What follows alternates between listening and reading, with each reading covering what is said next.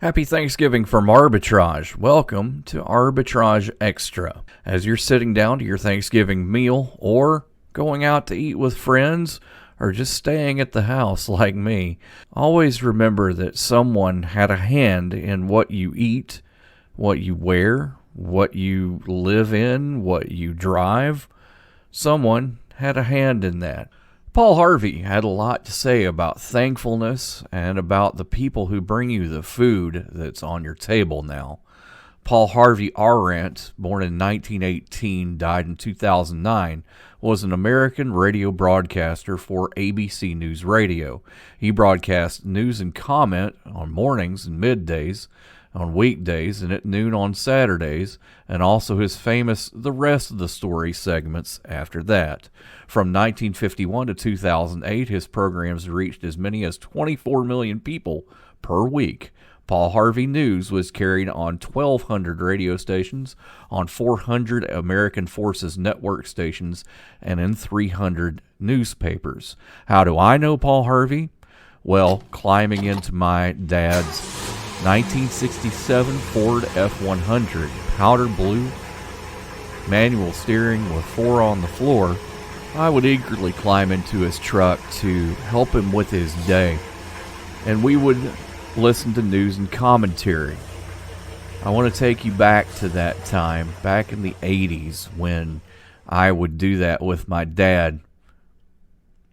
Here's Paul Harvey with So God Made a Farmer on 600 WREC AM. CBS News.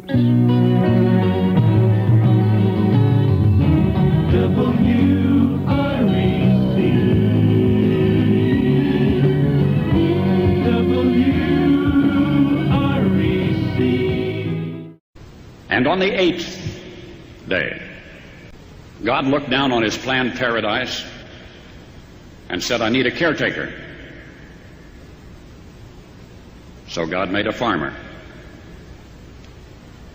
God said, I need somebody willing to get up before dawn, milk cows, work all day in the fields, milk cows again, eat supper, then go to town and stay past midnight at a meeting of the school board. So God made a farmer.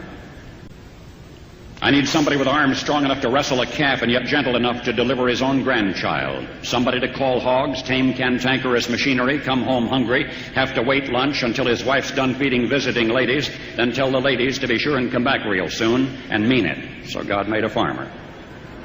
God said, I need somebody willing to sit up all night with a newborn colt and watch it die, then dry his eyes and say, maybe next year.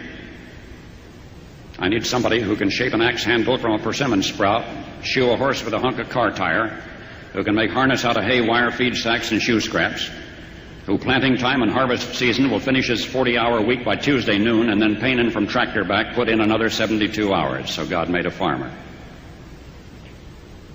God had to have somebody willing to ride the ruts at double speed to get the hay in ahead of the rain clouds and yet stop in midfield and race to help when he sees the first smoke from a neighbor's place. So God made a farmer.